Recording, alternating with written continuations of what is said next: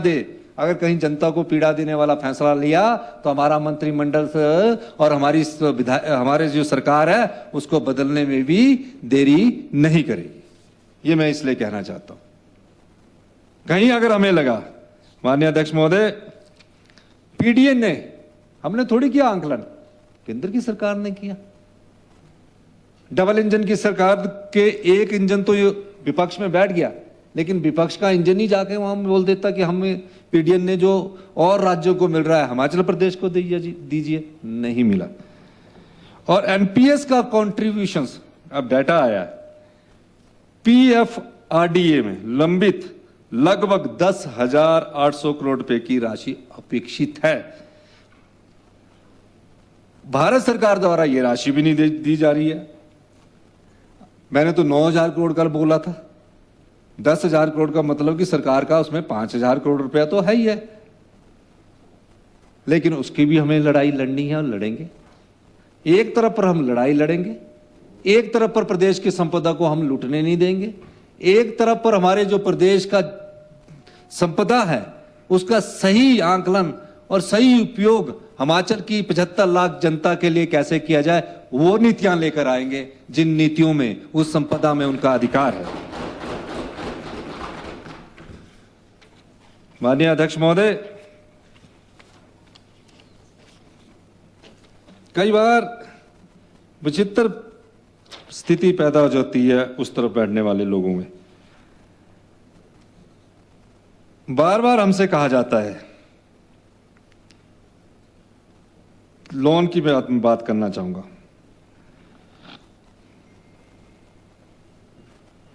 बाईस तेईस में लोन की लिमिट इनकी सरकार थी, हमारी सरकार नहीं थी, इन्हीं की सरकार थी 22-23 में। हम तो 11 दिसंबर को 3 महीने के बाद में बने। 22-23 में इस बीजेपी की सरकार को लोन की स्वीकृति कितनी मिली?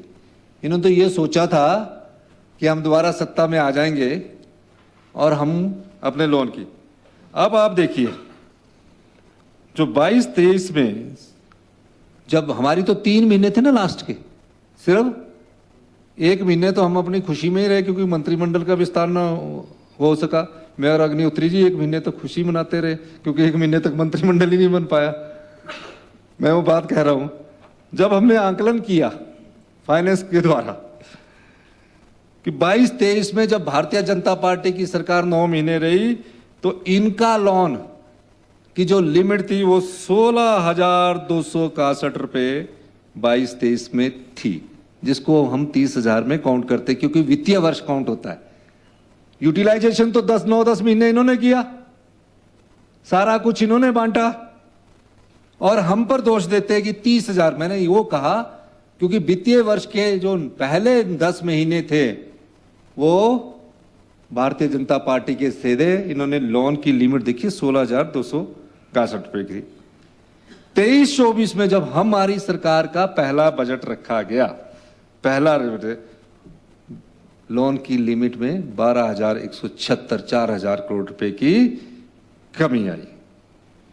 और हमने फिर भी उस आर्थिक संकट के बाद हम लोन का जो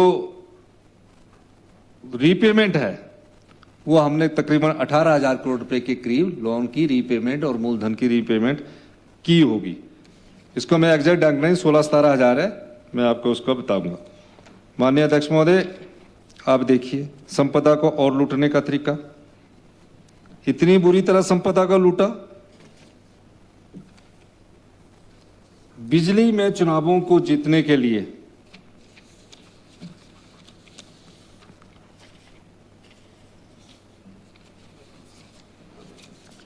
चुनाव जीतने के लिए कहा कि 125 यूनिट बिजली फ्री कर दी। किसको कर दी? आपको कर दी, मुझे कर दी, सभी विधायकों को कर दी, जितने भी इनकम टैक्स पे थे सबको फ्री कर दी कि 75 लाख जनता को। अंधेर नगरी चौपट राजा, वो था ना, टके शेर भाजी टके शेर ख्वाजा खाजा की। तो वो जो पिछली सरकार थी उसकी हाल देखिए। कम से कम इस प्रदेश के इनकम टैक्स वालों को तो ना फ्री करते। वो पैसा किसका था? वो पैसा इस जनता में जिसको कई सालों से अपना अधिकार नहीं मिल रहा है, गांव में बैठा अच्छी रोशनी के लिए तरस रहा है, गांव में बैठा अच्छे पानी के लिए तरस रहा है, गांव में बैठा अच्छे हेल्थ सेक्टर के लिए तरस रहा है। इन्होंने कहा कोई बात नहीं, वोट्स है, आपने उनको भी बिजली फ्री कर दी, सब लोगों को।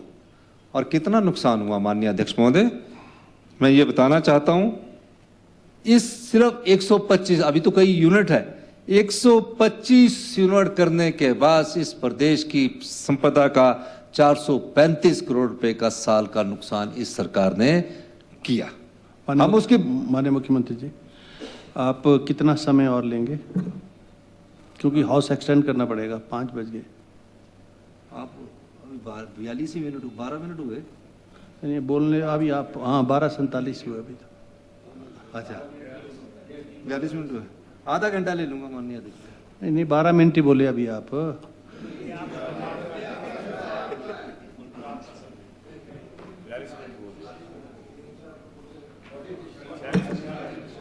46, आधा घंटा और आधा घंटा। अब इस माननीय सदन की बैठक 5:40 तक आप सबकी सहमति से बढ़ाई जाती है।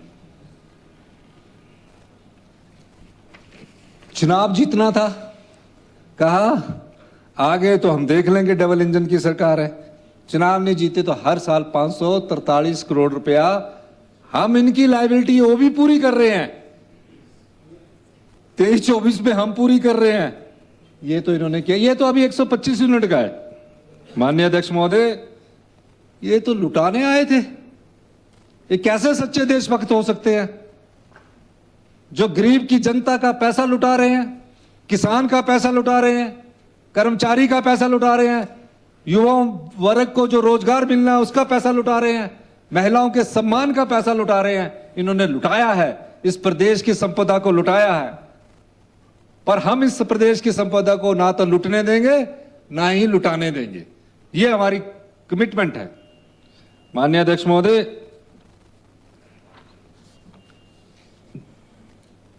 इसके बाद सुर्खियां बटोरने के लिए तो आए दिन ये पत्रकार बंधुओं को बुलाकर प्रेस कॉन्फ्रेंस करते रहते हैं। अच्छी बात है, करनी चाहिए, उसमें कोई देनदारी नहीं होनी चाहिए, क्योंकि जो उनको स्टाफ मिला वो बेचारा करता होगा, बोलता होगा कि आप एक्टिव रहिए, नहीं तो आपकी कुर्सी पर भी खतरा होगा, कल आपके पास पॉइंट ऑफ ऑर्डर भी लेना है। तो हम उनकी जो उनकी कुर्सी है उसमें बताना चाहते हैं। हमने क्या किया, हम आए, हमने बड़े प्यार से हिमाचल की जनता सरकारी कर्मचारियों का सहयोग लिया। जिस सरकारी कर्मचारी और अधिकारियों ने इस प्रदेश के विकास की गाथा लिखी है, हमने बड़े आराम से, बड़े सहजता से हमने उन ओल्ड पेंशन स्कीम दी, ओल्ड पेंशन स्कीम दी हमने, और हमने अपनी कमिटमेंट को पूरा किया कि ओल्ड पेंशन स्कीम दी। हमारा ओल्ड पेंशन स्कीम देने के पीछे कोई राजनीतिक लाभ नहीं था। अगर राजनीतिक लाभ होता तो हम चुनावों से तकरीबन 6 महीने पहले देते, जिस प्रकार जून 2022 में पिछली भारतीय जनता पार्टी की सरकार ने रेवड़ियां बांटी। हमारा कोई सरोकार नहीं था, हमारा सरोकार सिर्फ ये था कि ये सामाजिक सुरक्षा मिलनी चाहिए। हमारी सरकार की संवेदनशीलता है कि जिस प्रकार का वातावरण चल रहा है उसमें हमारे बुजुर्गों को एक अश्योर्ड इनकम हर महीने उनके हाथ में आए, ताकि वो अपने जीवन यापन को अच्छी तरह जी सके। हमने ओल्ड पेंशन स्कीम दी। इन्होंने क्या किया, हमारी जो लोन की लिमिट थी बोरिंग, उसमें 1600 करोड़ रुपए का कट लगा दिया।